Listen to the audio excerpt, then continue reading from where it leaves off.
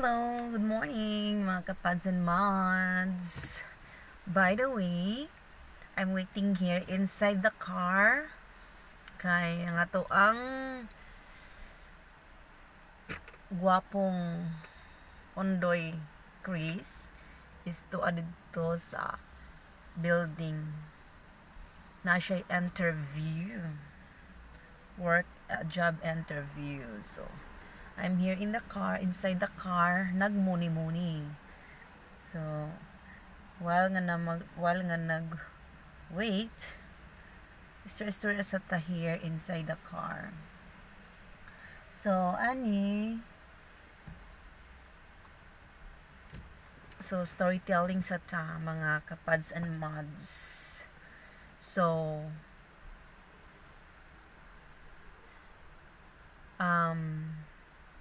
ang istorya niya, the story here is, I just got here last May 16, arrived here May 16, but from the Philippines, ning fly ko May 15. Okay, so first is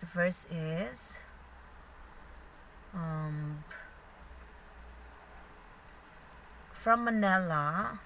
It's really hard really kanang in that experience, no, because it's a little bit tense kay brad jud ko ka oral defense sa immigration diha sa Manila.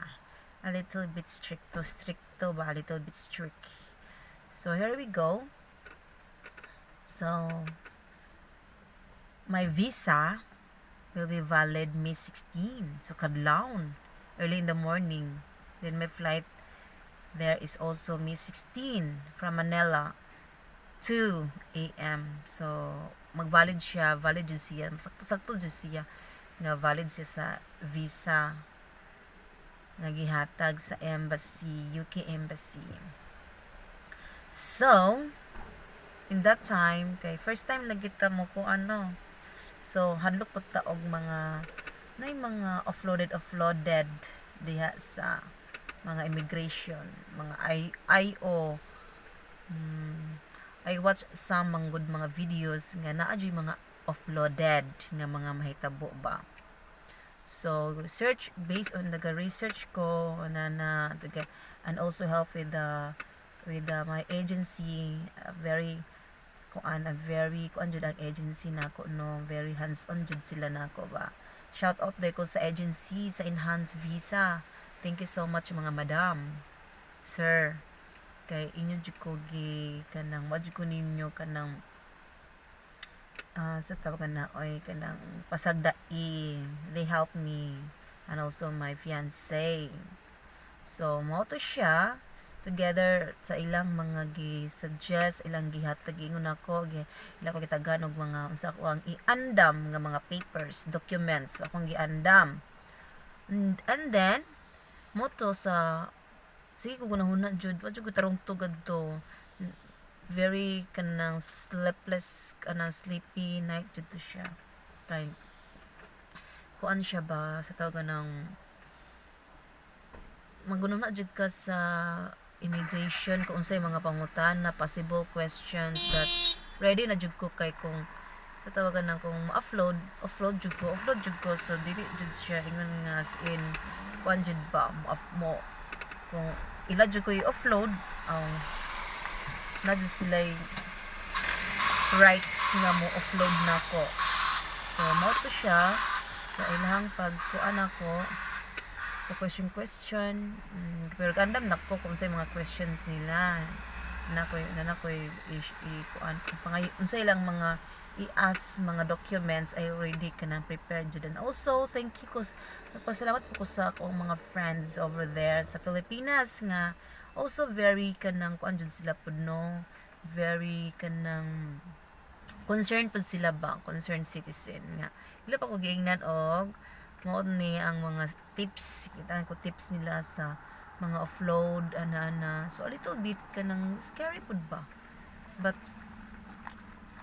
kuan, so wala jud na ko githink nga unsa ni siya ka kuan, lisod mga kuan sa immigration officer. Pero it's so nice because ang IO, shoutout ko sa ang immigration officer nga ning interview nako is a very kuan, approachable siya, pabuutan niya, kuan, friendly, really kuan kay siya gyud, as in niya okay ra pud ko niya, ganahan ko niya kay palamuot pod, very funny. And then so he do lot of questions, and then he asked me some paper documents, so I provide it, akong gihatag niya. Then mo to siya nga more questions about sa kuang kuan, sa kuang fiancé, sa iyahang information, sa iyahang yun mga kuan ana about sa kuang flight pod. So there are so many things there. So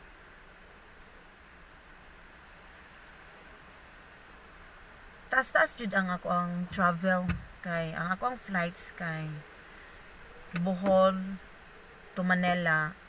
Then stop ko over dito for how many hours, kay kadlawon biya.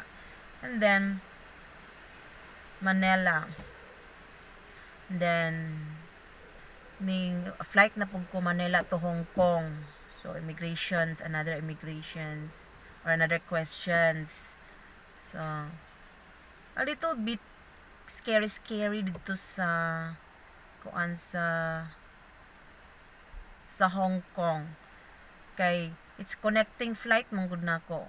So from Hong Kong airport, connecting flight naman gud ko, mo diretso nako padong sa UK. So mo stop ko sa Beijing, China. A little bit kuan na lang siya, kanang security, kanang check na lang siya. So not really much more questions ba, but very strict in Beijing, China airport jud siya, as in dito jud ko nasaag. So very big airport, international airport, as in gaana jud ko libot na ko, as in bro na jud ko mo give up, mo gikapoy na jud ko libot-libot sa Beijing, as in na niyon ko nga kapoy, ay so very ko na jud, tired na jud nga don't know where is sa gate, because they don't, in Hong Kong pa lang hindi nila talaga ako binigyan ng gate number, kasi sa Hong Kong binigyan nila ako din ng ticket from Beijing to China na, because only one airlines naman ko, Air China, from Hong Kong to Beijing, Air China, then Beijing to Heathrow is Air China. So that is only one airline siya, pero different flight. So ang airlines dud mostly nag-question ako dito sa Hong Kong, daghan ni question bura jud siya immigration pod.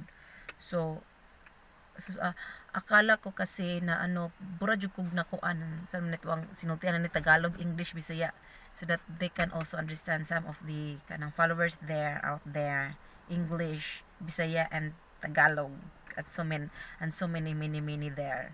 So that is the short story is questions sa Hong Kong Airlines, Air China is the same question sa immigration, as in jud bora jud kog na stop dito sa Air China na sa Hong Kong, kay ning stop pa sila jud, daghan sila mga brog istorya bitaw, pero hindi ko maintindihan kasi I don't understand that, because they speak Chinese or something, Hong Kong, so they are not speaking English, so I don't really understand. And then I thought that kanang I'm gonna stop there. Oh my goodness.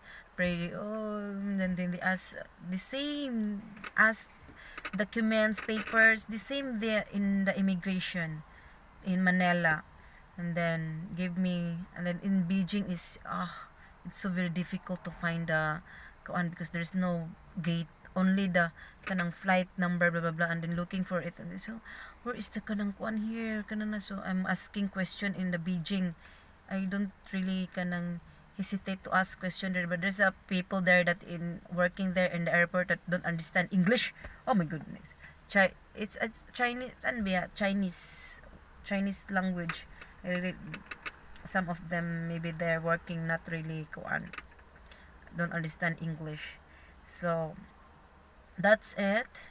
And then it's so good because I pass. I pass. I give all the documents to the airlines, and then after that in the Heathrow. Oh my goodness. Thanks God. The same questions in the immigration in Manila, airlines in Hong Kong, and immigration in Heathrow. In the UK nagyud the same gihapon. So a little bit at least not really much kan, but the one thing is in the immigration is like this, the people there not really kanang kuan, so many passengers, so very kanang kuan, too long to kuan there, and then it's a lot. I don't really much see Jud Filipina there.